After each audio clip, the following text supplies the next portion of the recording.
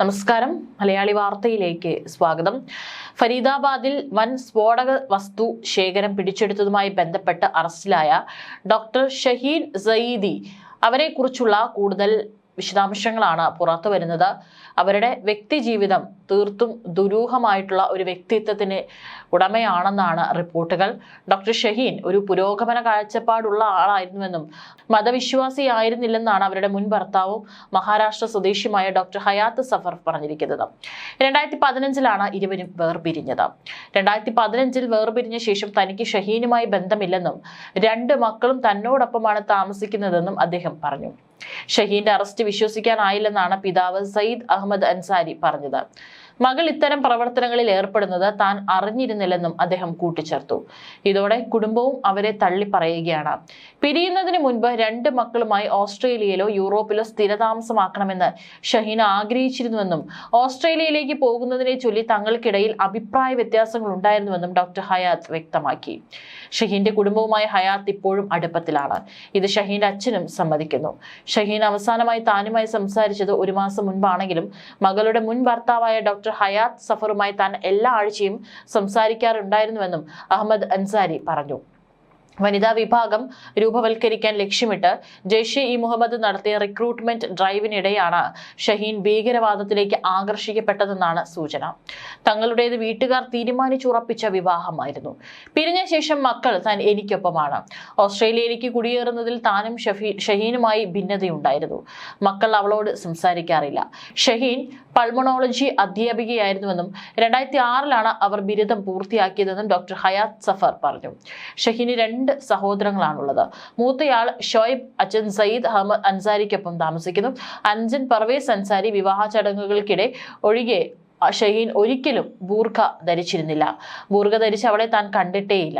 ഏതെങ്കിലും തരത്തിലുള്ള ഭീകര പ്രവർത്തനങ്ങളുമായി ഷഹീന് ബന്ധമുണ്ടോ എന്നും തനിക്കറിയില്ല. അങ്ങനെ എന്തെങ്കിലും ഉണ്ടായിട്ടുണ്ടെങ്കിൽ വിവാഹമോചനത്തിന് ശേഷമാകാമെന്നും ഡോക്ടർ സഫർ ഹയാത്ത് പറയുന്നു. വിവാഹമോചനത്തിലേക്ക് നയിക്കാൻ മാത്രം എന്തായിരുന്നു അവളുടെ മനസ്സിലെന്ന് തനിക്ക് ഇപ്പോഴും അറിയില്ല. ഞങ്ങൾക്കിടയിൽ ഒരിക്കലും ഒരു തർക്കമോ വഴക്കോ ഉണ്ടായിരുന്നില്ല. ഷഹീൻ സ്നേഹവും കരുതലുമുള്ള വ്യക്തിയായിരുന്നുവെന്നും ഡോക്ടർ സഫർ ഹയാത്ത് പറഞ്ഞു. വിവാഹമോചനത്തിന് ശേഷം ഷഹീനുമായി ഒരു തരത്തിലുള്ള ബന്ധവും ഉണ്ടായിരുന്നില്ല. ഷഹീൻ ഇത്തരം പ്രവർത്തനങ്ങളിൽ ഏർപ്പെടുമെന്ന് കരുതിയിരുന്നില്ല. കുടുംബത്തോടൊപ്പം കുട്ടികളോടും അവർ ആഴത്തിൽ അടുപ്പം പുലർത്തിയിരുന്നു. അവരെ വളരെയധികം സ്നേഹിച്ചിരുന്നു. അവരുടെ പഠനവും ശ്രദ്ധിച്ചിരുന്നു എന്നാണ് സഫർ ഹയാത്ത് പറഞ്ഞത്. ഡോക്ടർ ഷഹീൻ ഇന്ത്യയിൽ തന്നെ ഉണ്ടെന്ന് അറിഞ്ഞതും അടുത്തിടെയാണെന്നും ഹയാത്ത് കൂട്ടിച്ചേർത്തു. വിവാഹം കഴിച്ച സമയത്തൊന്നും ഷഹീൻ തീവ്രവാദ ആശയങ്ങളോട് ഒരു തരത്തിലുള്ള ചായവും കാണിച്ചിട്ടില്ല. മെച്ചപ്പെട്ട ശമ്പളത്തിനും ജീവിത നിലവാരത്തിനും വേണ്ടി ഓസ്ട്രേലിയയിലോ യൂറോപ്പിലോ സ്ഥിരതാമസമാക്കാമെന്ന് ഒരിക്കൽ ഷഹീൻ പറഞ്ഞിരുന്നു.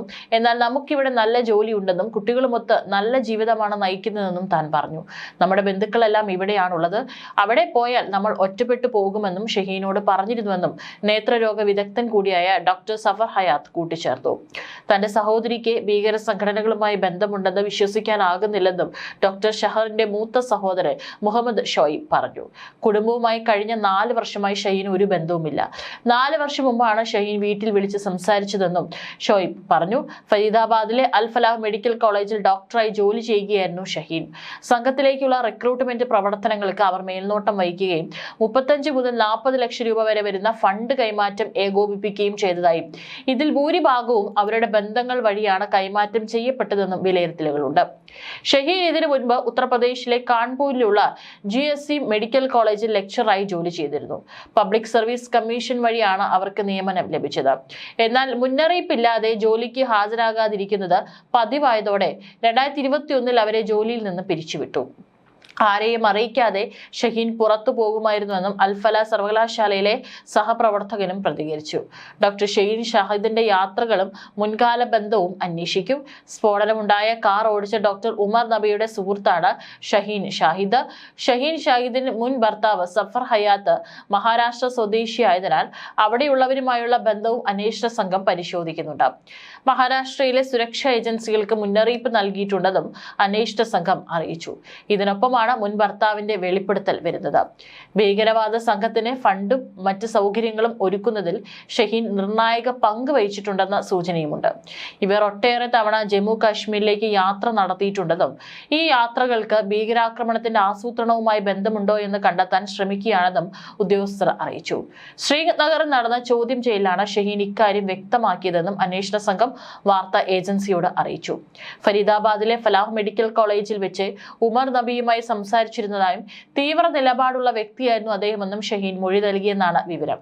ലക്നൌവിലെ ദലിഗഞ്ച് സ്വദേശിയായ ഷഹീൻ ജെയ്ഷ് ഇ മുഹമ്മദിന്റെ വനിതാ വിഭാഗമായ ജമാഅത്തി ഉൾ മുഅ്മിനീന്റെ ഇന്ത്യയിലെ മേധാവിയായിരുന്നുവെന്നാണ് അന്വേഷണ സംഘം നൽകുന്ന സൂചനയും.